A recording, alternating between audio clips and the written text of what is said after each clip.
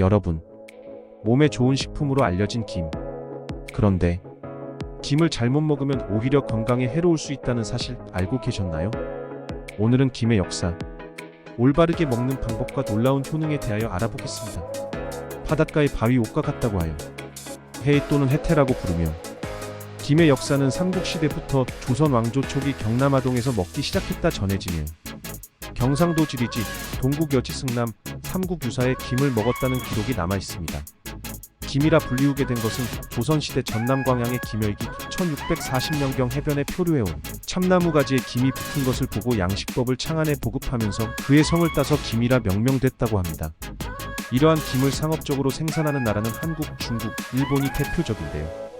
그 중에서도 한국의 김이 월등히 우수해 전 세계 시장의 70%를 차지하며 2023년 기준으로 1조 원을 돌파하였다고 합니다.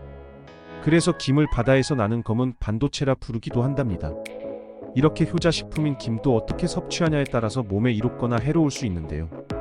일단 김 섭취 시 주의해야 될 부분에 대하여 알아보겠습니다. 섭취 시 주의해야 될 부분은 첫째, 김과 칼슘제인데요. 김은 해조류 중에서도 특히 아이오딘을 매우 높은 수준으로 함유하고 있습니다. 아이오딘은 갑상선 호르몬의 합성에 필수적인 미네랄이지만 과도한 섭취는 갑상선 기능에 영향을 줄 수 있습니다. 특히 아이오딘은 칼슘의 대사 과정에도 영향을 미칩니다. 칼슘 보충제를 섭취할 때 아이오딘 과다 섭취는 갑상선 기능 항진증을 유발할 수 있고, 이 상태에서는 칼슘의 체내 배출이 증가할 수 있습니다. 이는 뼈의 약화로 이어질 수 있으며 장기적으로는 골다공증의 위험을 증가시킬 수 있습니다. 둘째, 김과 도토리묵입니다. 김과 도토리묵은 각각 건강에 좋은 특성을 가지고 있지만 함께 섭취할 때는 주의가 필요한데요. 특히 미네랄 흡수 저하와 소화 불량을 유발할 수 있다고 합니다. 아이오딘과 탄닌의 상호작용으로, 김의 아이오딘과 도토리묵의 탄닌 성분이 상호작용할 때 탄닌은 아이오딘과 같은 미네랄의 흡수를 방해할 수 있습니다. 탄닌은 미네랄과 결합하여 불용성 복합체를 형성하므로 소화관에서 흡수되기 어렵다고 합니다. 다음으로 철분 흡수 저하가 있는데요. 김에 함유된 철분의 흡수 또한 도토리묵의 탄닌에 의해 방해받을 수 있습니다. 탄닌은 철분과 결합하여 철분의 생체 이용률을 감소시키며 장기적으로는 철분 결핍 빈혈을 유발할 수 있습니다.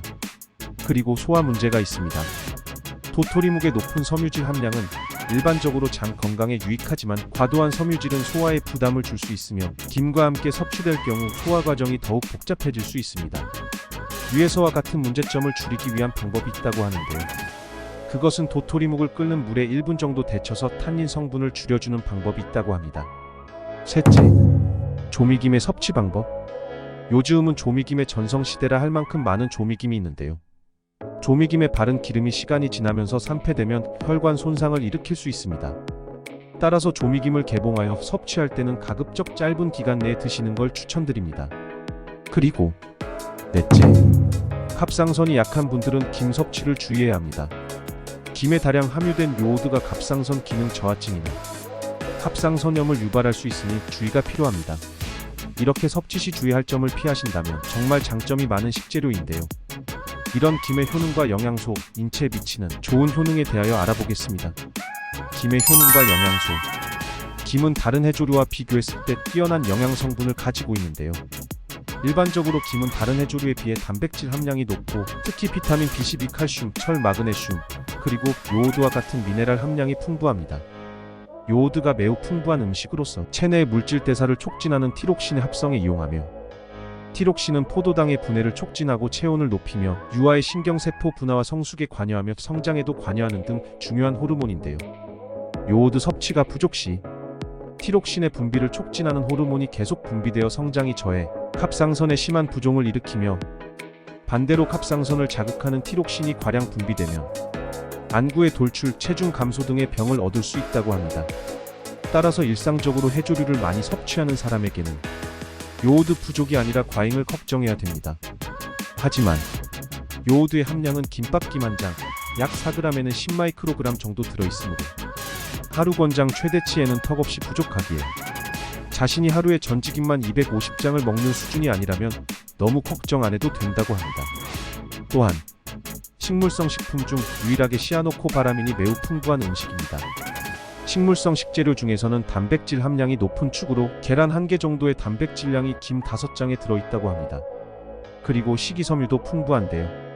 수용성 식이섬유의 일종인 포피란이 동맥 경화와 고혈압을 일으키는 원인으로 알려진 혈중 콜레스테롤을 저하시켜주고 장의 활동을 원활하게 해 배변을 잘 되게 해준다고 합니다. 그 밖에도 미네랄의 훌륭한 공급원으로서 칼슘, 철분, 마그네슘과 같은 필수 미네랄도 풍부합니다. 이러한 미네랄은 뼈 건강을 증진시키고 혈액 생성을 돕고 심장과 근육 기능을 유지하는 데 필요하다고 합니다. 또한 항산화 물질이 풍부해서 비타민C와 E 그리고 여러 항산화 플라보노이드를 함유하고 있습니다. 이들은 세포를 보호하여 조기 노화 및 만성질환 발생 위험을 감소시킬 수 있다고 합니다. 이렇듯 좋은 성분을 충분히 섭취하기 위해서는 1. 저온 조리. 김은 열에 약한 영양소가 많이 포함되어 있으므로 저온에서 조리하는 것이 좋습니다. 예를 들어 김을 달군 후라이팬에 살짝만 구워봐 삭한 식감과 영양소를 동시에 유지하는 것이 좋습니다. 2. 간단한 조리. 김의 영양 성분을 최대한 보존하려면 복잡한 조리 과정을 피하는 것이 좋습니다. 간단하게 김을 구워서 바로 먹거나 간단히 부드럽게 데치는 방법이 효과적입니다. 3. 신선한 김 사용. 신선한 김을 사용하는 것이 중요합니다. 포장된 김의 경우 개봉 후에는 최대한 빨리 드시는 것이 좋습니다. 신선한 김일수록 영양 성분이 풍부합니다. 4. 첨가물 최소화. 김에 추가적인 조미료나 소스를 많이 사용하지 않는 것이 좋습니다. 간장, 참기름 등 기본적인 재료를 조금만 사용하거나 따로 조합해서 드시는 것을 추천합니다. 오늘 영상은 김의 효능과 건강하게 섭취하는 방법에 대해 알아보았습니다. 이 영상이 도움이 되셨다면 좋아요와 구독 부탁드리며 주변 분들과 공유해주세요. 저는 더 유익한 정보로 다시 찾아뵙겠습니다. 오늘도 건강하세요.